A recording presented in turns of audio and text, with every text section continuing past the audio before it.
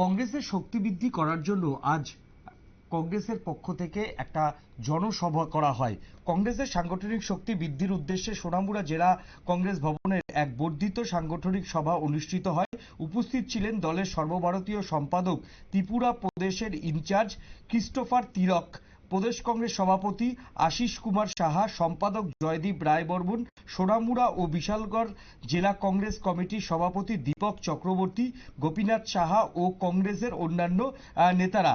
এদিন বিজেপি সহ অন্যান্য দল ছেড়ে মোট 19টি পরিবারের 87 জন ভোটার কংগ্রেসে যোগদান করেন।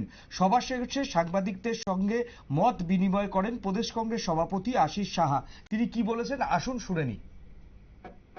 জেলার সমস্ত নেতৃবৃন্দ, প্রদেশ, জেলা, ব্লকের তাদের সঙ্গে মিলিত হয়ে তাদের কাছ থেকে শুনছেন এবং পরবর্তী সময়ে সংগঠনকে মজবুত করা, শক্তিশালী করার লক্ষ্যে যে পদক্ষেপগুলি গ্রহণ করা, সেই পদক্ষেপ গ্রহণ করার জন্য উনি পিসিসিকে সমস্ত বিষয় অবহিত করবেন এবং সর্বভারতীয় কংগ্রেস কমিটির ইনচার্জ মহোদয়কেও অবহিত করে ত্রিপুরা রাজ্যে আগামী 2028-এর নির্বাচনে কংগ্রেস দল যেন প্রতিদ্বন্দ্বিতায় ভালো ফলাফল করতে পারে, সরকার গঠন করতে পারে, সংখ্যাগরিষ্ঠ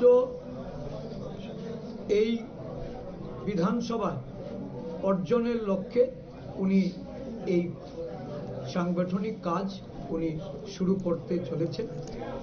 ইতিমধ্যে আমরা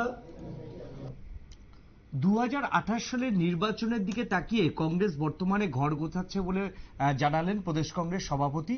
পাশাপাশি কংগ্রেসকে যাতে আগামী দিনে সাংগঠনিক দিক থেকে কংগ্রেসকে যাতে এগিয়ে নিয়ে যাওয়া যায় তার জন্যই বিভিন্ন জায়গায় কংগ্রেস তার সাংগঠনিক কাজ শুরু করেছে বলে জানিয়েছেন তিনি। এখন নিয়ে নেব ছোট্ট একটা বিজ্ঞাপনের বিরতির পর ফিরে আসছি আমরা অন্য কোনো খবরে।